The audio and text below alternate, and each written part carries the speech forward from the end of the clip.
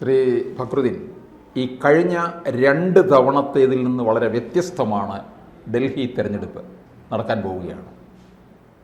ഇത് കാരണം ആം ആദ്മി ഇത് 2 തവണയായിട്ട് ഭരിച്ചുകൊണ്ടിരിക്കുന്നതാണ്. ആ ആദ്മി ഇത്തവണ ഒരുപക്ഷെ അല്പം പ്രതിസന്ധി നേരിടുന്നുണ്ട്.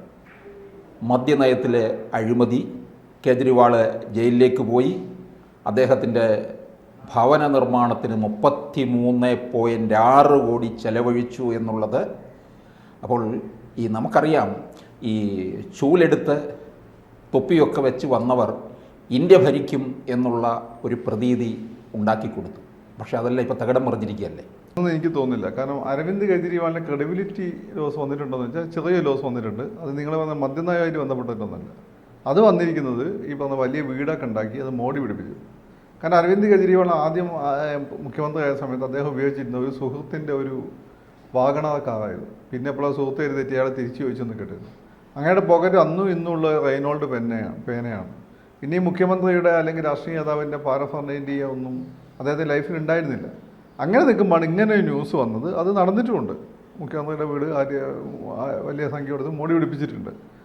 അതിൽ നിന്ന് മുഖ്യമന്ത്രി ഒഫീഷ്യലായിട്ടുള്ള വസതിയാകുമ്പോൾ സ്വാഭാവികമായിട്ട് അതിൻ്റെ മിനിമമായിട്ടുള്ള മോഡിഫിക്കേഷൻസ് കാലാകാലം വരുത്തണം. ഡൽഹിയെ സംബന്ധിച്ച് നിങ്ങളീ പറഞ്ഞ വലിയ സുഖമൊന്നുമല്ല. അവിടുത്തെ കാര്യങ്ങൾ വെച്ച് അവിടുത്തെ ലുട്ടൻസിലെ ഒരു ബിൽഡിങ്ങിൻ്റെ മോഡിഫിക്കേഷനൊക്കെ വെച്ച് നോക്കുമ്പോൾ ഇത് വലിയ തുകയല്ല. എങ്കിൽ പോലും അരവിന്ദ് കെജ്രിവാളിനെ പോലെ ഒരാൾ ഇങ്ങനെയൊക്കെ പറയുമ്പോൾ അദ്ദേഹത്തെ ഇത്തിരി ലളിത ജീവിതമായിട്ട് അദ്ദേഹം ബന്ധപ്പെട്ട് മുമ്പ് പറഞ്ഞ പല കാര്യങ്ങളും ക്യാൻസൽ ആയി പോകുന്നുണ്ട് എന്നുള്ളത് സത്യമാണ്. അല്ല, മദ്യനയമായിട്ട് ബന്ധപ്പെട്ട് എനിക്ക് തോന്നി മദ്യനയത്തിൽ ഫൈനൽ കോടതി വിധി വരുന്നവരെ ആളുകൾ കെജ്രിവാളിനെ തന്നെയാണ് വിശ്വസിക്കുക. കെജ്രിവാൾ അങ്ങനെ അഴിമതി നടത്തില്ല എന്നാണ് വിശ്വാസം. ഞാൻ മനസ്സിലാക്കിയെടുത്തോളം അത് കൃത്യമായിട്ട് ഇതുവരെ കൃത്യമായിട്ട് എങ്ങനെ അങ്ങോട്ട് പണത്തിൻ്റെ ഒഴുക്ക് സോഴ്സ് ഒന്നും കൃത്യമായി എസ്റ്റാബ്ലിഷ് ചെയ്യാനും പറ്റിയിട്ടില്ല. ഇനി കോടതി വിധിയും കൂടി വരട്ടെ, എന്തിനും നമുക്ക് അതിട്ട് സംസാരിക്കാം.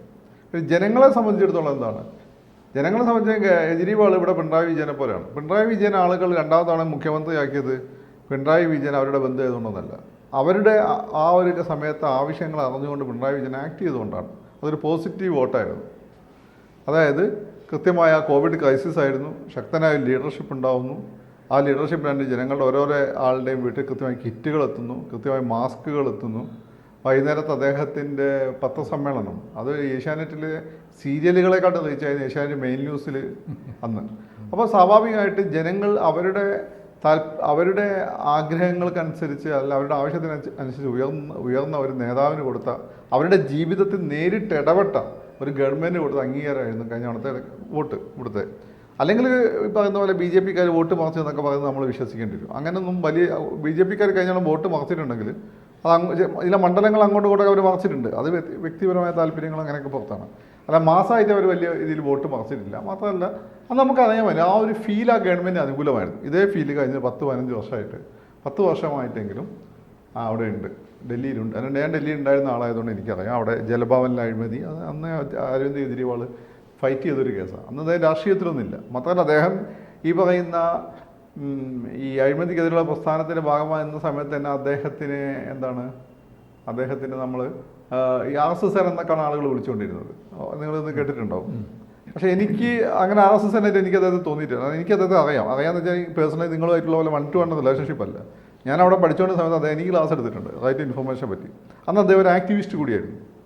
ഡൽഹി ജയിൽ ബോർഡിലെ അഴിമതിയെ പറ്റി സമരം നടത്തിക്കൊണ്ടിരുന്ന, ഫൈറ്റ് ചെയ്യുന്ന ഒരു ആക്ടിവിസ്റ്റായിരുന്നു. അങ്ങനെയാണ് അദ്ദേഹം ആ സർക്കിളിലൊക്കെ അറിയപ്പെടില്ലായിരുന്നു. പിന്നെയാണ് അദ്ദേഹം ഈ മൂവ്മെൻറ്റായിട്ട് ബന്ധപ്പെട്ട് വരുന്നത്. ഡൽഹിയുടെ ഒരു ആവശ്യമായിരുന്നു ഡൽഹി അവിടെ ഈ വെള്ളവും വൈദ്യുതിയൊക്കെ പ്രൈവറ്റൈസ് ചെയ്താണ്. ഭയങ്കര അഴിമതിയായിരുന്നു, ഭയങ്കര ബില്ലുമായിരുന്നു. അതൊക്കെ കുറച്ച് കൊണ്ടുവരാൻ പറ്റി. അപ്പം സാധാരണക്കാരുടെ ജീവിതത്തിൽ മാറ്റങ്ങൾ കൊണ്ടത്. ഇപ്പോൾ നിങ്ങൾ മിഡിൽ ക്ലാസ്സിന് അദ്ദേഹത്തിന് എത്രമാത്രം ഇഷ്ടപ്പെടുന്നു എന്നുള്ളതല്ല പ്രശ്നം. മിഡിൽ ക്ലാസ്സിന് അവിടെ അദ്ദേഹം BJP പോകുന്നതാണ് അവിടെ. പക്ഷേ അവിടെ കോളനികളുണ്ട്. ഈ കോളനികളിലെ വോട്ട്, ലോവർ മിഡിൽ ക്ലാസ്സിൻ്റെ വോട്ടൊക്കെ അദ്ദേഹത്തിന് കിട്ടുന്നുണ്ട്. അത് മാറ്റി മറിക്കണമെങ്കിൽ എനിക്ക് ഒന്നെങ്കിൽ ആ കേസ് തെളിയണം. ഈ പറഞ്ഞ ആ കേസ് അങ്ങനെ എളുപ്പം തെളിയിക്കാൻ പറ്റിയ കേസായിട്ട് എനിക്ക് തോന്നുന്നില്ല. എങ്ങനെയല്ല പറ്റുക, അതിൽ നിയമമായിട്ട് ബന്ധപ്പെട്ട പ്രഗത്ഭരാണ് അതിൻ്റെ അഭിപ്രായം പറയേണ്ടത്. പിന്നെ അവിടെ വേറൊരു കാര്യം അദ്ദേഹം ചെയ്തതെന്ന് വെച്ചാൽ ജനങ്ങൾക്ക് വളരെ സബ്സിഡൈസ്ഡ് ആയിട്ട് ഉരുളക്കിഴങ്ങും ഇതൊക്കെ കൊടുത്തു. ഉള്ളി നിങ്ങൾ വിചാരിക്കുന്ന പോലെയല്ല. അവിടെ ഉള്ളിക്ക് ഭയങ്കര ഉള്ളി അവരുടെ ജീവിതത്തിൻ്റെ ഭാഗമാണ്. സവാള. അപ്പോൾ അതിനെയൊക്കെ വലിയ സബ്സിഡി കൊടുത്തിട്ട് മാർക്കറ്റ് പിടിച്ചു നിർത്താൻ അദ്ദേഹത്തിന് സബ്സിഡി കൊടുത്താലല്ല, മാർക്കറ്റ് കൃത്യമായിട്ട് അദ്ദേഹം ഇടപെട്ടു എന്നുള്ളതാണ്. അപ്പം കെജ്രിവാൾ പ്രൈസ് എന്നൊക്കെ പറഞ്ഞുകൊണ്ട് ഇവിടെ ലുലു പ്രൈസ് എന്നൊക്കെ പറഞ്ഞു തരികയല്ലേ, അല്ലെ പോത്തീസ് പ്രൈസ്. അതുപോലെ ഡൽഹിയിൽ ഇടക്ക് പോയപ്പോൾ കെജ്രിവാൾ പ്രൈസ് എന്ന് ഉള്ളിയുടെ വിലയൊക്കെ കാണിച്ചിരുന്നു. അങ്ങനെ ഒരു ഇൻഫ്ലുവൻസ് ഉണ്ടാക്കി നിങ്ങളുടെ ജീവിതത്തിൽ മാറ്റം കൊണ്ടുവന്നു. നിങ്ങളുടെ ജീവിതത്തെ ടച്ച് ചെയ്ത ഒരാളെ നിങ്ങൾക്ക് എളുപ്പം കൈവിടാൻ പറ്റില്ല. അങ്ങനെ അതിനെ ആ രീതി ഇപ്പോൾ മോഡി എന്തുകൊണ്ടാണ് മോഡിയും ദേശീയ തലത്തിൽ മോഡി ഈ പറഞ്ഞ ജീവിതത്തിൽ മാറ്റം കൊണ്ടുവന്ന നേതാവാണ് കുറേയൊക്കെ ആളുകളുടെ ജീവിതത്തിൽ. അതുപോലെ തന്നെ ക്രൈമുമായിട്ട് ബന്ധപ്പെട്ട കാര്യത്തിൽ യു പിയിൽ വലിയ ഇമ്പാക്റ്റ് ഉണ്ടാക്കിയിട്ടുണ്ട് യോഗി. അപ്പോൾ അതുകൊണ്ട് അവരൊന്നും ആളുകൾ അങ്ങനെ എളുപ്പം കൈവഴിയില്ല. ജയലളിത എന്തുകൊണ്ട് ആളുകൾ കൈവഴിയാതിരുന്നു? അവർ ഭയങ്കര അഴിമതിയൊക്കെ ഉണ്ടായിരുന്നു. പക്ഷേ അവർ ജനങ്ങളുടെ ജീവിതം മാറണ്ടേ. അവരുടെ അമ്മ ക്യാൻറ്റീനൊക്കെ ഗംഭീര സംഭവം. ആദ്യത്തെ ഘട്ടത്തിൽ ജയലളിത വെച്ച് ബാക്കി കേസ് വന്നതിന് ശേഷം ജയലളിത എൻ്റെലി ഡിഫറൻ്റ് ആയിട്ടുള്ള ആളായിരുന്നു. അപ്പം നിങ്ങളുടെ ജീവിതത്തിൽ ഒരു മാറ്റങ്ങൾ കൊണ്ടുവന്ന ഒരാളാണ്. അയാൾ ചിലപ്പോൾ അഴിമതിക്കാരനായിരിക്കാം, ചിലപ്പോൾ അഴിമതി ആരോപണം വന്നിട്ടുണ്ടോ. അതൊന്നും ആളുകൾ നിങ്ങളെ കൈവിടാനുള്ള സാധ്യത താരതമ്യേന കുറവാണ്. ഇപ്പോൾ ഷീലാ ദീക്ഷിത് ഇതുപോലെ ഡൽഹിയിലെ ആളുകളുടെ ജീവിതത്തിൽ മാറ്റം കൊണ്ടുവന്ന ആളായിരുന്നു. പക്ഷേ ഷീലാ ദീക്ഷിത് എന്ത് പറ്റിയെന്ന് വെച്ചാൽ അവരുടെ പേഴ്സണൽ അഴിമതി കേസുകൾ, അവർ മകനുമായിട്ട് ബന്ധപ്പെട്ട അഴിമതി കേസുകളെല്ലാം ആളുകൾ വിശ്വസിച്ചിരുന്നു എന്നുള്ളതാണ്. പിന്നെ അവരൊരിക്കലും ഈ പറയുന്ന കെജ്രിവാളിനെ പോലെ ജനങ്ങൾ ഇടയിൽ നിന്നിട്ട് അങ്ങോട്ട് മീനിനെ പോലെ വെള്ളത്തിലെ മീനിനെ പോലെ കളിച്ചുകൊണ്ടിരുന്ന ആളല്ലേ. കെജ്രിവാൾ ജനങ്ങളുടെ ഇടയിൽ തന്നെയാണ് നിൽക്കുന്നത്. അപ്പോൾ അവരുടെ ഇപ്പോഴത്തെ അരുഷി അവരല്ലേ ഇപ്പോഴത്തെ മുഖ്യമന്ത്രി. അപ്പോൾ അവരെ സംബന്ധിച്ചിടത്തോളം അവർ ഈ പറയുന്ന കെജ്രിവാളിൻ്റെ ഒരു ഫ്ലെക്സിബിലിറ്റി ഇല്ലെങ്കിൽ പോലും അവരെ പറ്റി വലിയ നെഗറ്റീവ്സ് ഒന്നും നമുക്ക് പറയാനില്ല. പിന്നെ കെജ്രിവാൾ ഏതൊരു വനിതാ രാജ്യസഭ എം പിനെ എന്തോ ഹരാസ് ചെയ്തു എന്നൊക്കെ പറഞ്ഞ കേസ്, അതൊക്കെ സുരേഷ് ഗോപിക്കെതിരെ കേസ് കൊടുത്ത പോലെ അവർക്ക് ഗുണം ചെയ്തിട്ടുള്ളൂ കെജ്രിവാളിന്. അതൊന്നും കെജ്രിവാൾ ചെയ്യില്ലെന്ന് ആളുകൾക്ക് അറിയാം.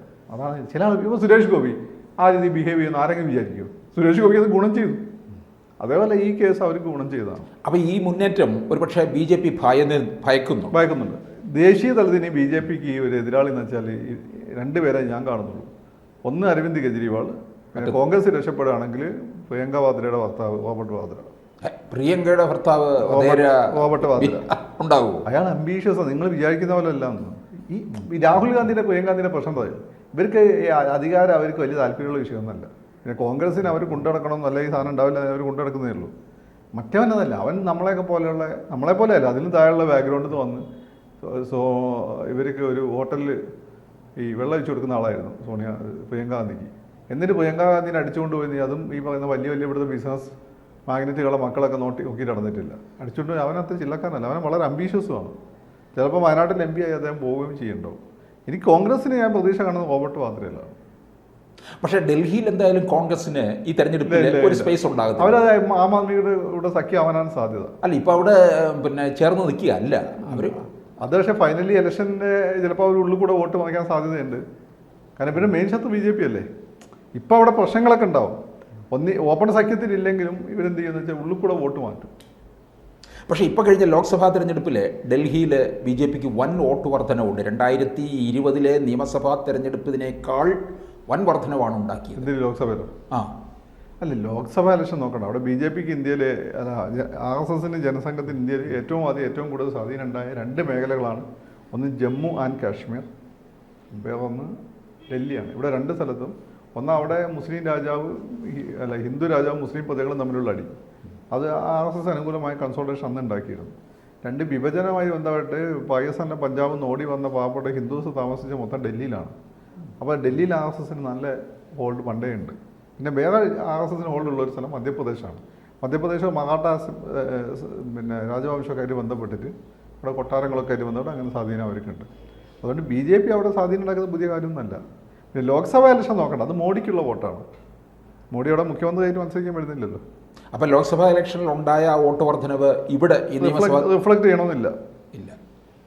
അപ്പോൾ ആ ഒരിക്കൽ കൂടെ ഡൽഹിയിലേക്ക് വരാനാണ് സാധ്യത. കോമൺ സെൻസിക്കലായിട്ട് നോക്കുമ്പോൾ വരാനാണ് സാധ്യത. പിന്നെ ഈ പറഞ്ഞ കഴിഞ്ഞ ലോക്സഭാ ഇലക്ഷനിൽ ഇവിടെ 13 സീറ്റിൽ LDF ജയിക്കേണ്ടതായിരുന്നു നമ്മൾ വെച്ച് നോക്കുമ്പോൾ. കോൺഗ്രസ് എവിടെ ഉണ്ടായിരുന്നു. മാത്രമല്ല കോൺഗ്രസിൻ്റെ സീറ്റ് നോക്കാൻ RSS LDFന് വോട്ട് ചെയ്യാനും സാധ്യതയുണ്ടായി. പക്ഷേ എവിടെ സംഭവിച്ചെന്താ, RSS വിചാരിച്ച് കോൺഗ്രസിന് കുറച്ച് സീറ്റ് കൂടിക്കോട്ടെ എന്ന് വിചാരിച്ചു. അത് കോൺഗ്രസിനുള്ള സ്നേഹം കൊണ്ടല്ല, മോഡിനെ പിടിക്കേണ്ടിയിരുന്നു. കേരളത്തിലും UP യിലും മഹാരാഷ്ട്രയിലാണ് ഇവർ ഈ ഓപ്പറേഷൻ നടപ്പിലാക്കിയത്. ഒന്ന്, സുരേഷ് ഗോപി അതിൻ്റെ ഇടയ്ക്ക് ജയിച്ചു നോക്കണം. സുരേഷ് ഗോപിനെ ഏൽപ്പിക്കണം RSSകാർക്ക് ഉണ്ടായിരുന്നു. രണ്ടാമത്തെ കാര്യം എന്ന് വെച്ചാൽ ഈ LDFൻ്റെ കൂടെയുള്ള ഘടകകക്ഷികൾ പലതും ഉള്ളിക്കൂടെ LDFനിട്ട് പണിഞ്ഞു, മാണി ഉൾപ്പെടെ. അതായത് കഴിഞ്ഞ നിയമസഭാ ഇലക്ഷനിൽ ഉള്ള വോട്ടിംഗ് പാറ്റേൺ, ലോക്സഭ ഇലക്ഷനിലെ വോട്ടിംഗ് പാറ്റേണൊന്നും സത്യത്തിൽ ഇവിടെ ഇപ്പം ഒരു ഇലക്ഷൻ നടന്ന ലോക്സഭയിൽ നിങ്ങളിപ്പോൾ വസ്തുനിഷ്ഠമായിട്ട് നോക്കിക്കഴിഞ്ഞാൽ കോൺഗ്രസിന് കൂടെ ആരാ ഉള്ളത്? ലീഗ് മാത്രമുണ്ട് പ്രധാനപ്പെട്ട 8 പറയാൻ പറ്റുന്ന ഒരു ഘടകകക്ഷി. പിന്നെ കോൺഗ്രസിന് ഈ പറയുന്ന പോലെ അങ്ങനെ NSSൻ്റെയൊക്കെ സപ്പോർട്ട് ഉള്ളതുകൊണ്ടും പള്ളിയിലച്ചന്മാരുടെ സപ്പോർട്ട് ഇപ്പോൾ അല്ല, NSS സപ്പോർട്ടായിട്ടുള്ളൂ. കോൺഗ്രസിൻ്റെ ചില മേഖലയിൽ സ്വാധീനമുണ്ട്. CPMന് അതല്ലാന്ന് കൊള്ളാവുന്ന എത്ര പാർട്ടികളുണ്ട് അവരുടെ കൂട്ടത്തിലിപ്പോൾ. മാണി കോൺഗ്രസ്, CPM, ഇത് 2 മാത്രം മതി പ്രധാനമായിട്ടും. ബാക്കി ഒന്നും വേണ്ട. CPMൻ്റെ ശക്തി നമുക്കറിയാലോ. എന്നിട്ടാണ് ഈ പറയുന്നതിന് ഒരു സീറ്റിലേക്ക് ഒതുങ്ങിപ്പോയത്. അതൊന്നും നമുക്ക് ബോധിക്കാൻ പറ്റാത്ത കാര്യങ്ങളാണ്. കൂടുതൽ വാർത്തകളും വിശേഷങ്ങളും നിങ്ങളിലേക്ക് എത്താൻ ABC മലയാളം സബ്സ്ക്രൈബ് ചെയ്യുക, ബെൽ ബട്ടണും അമർത്തുക.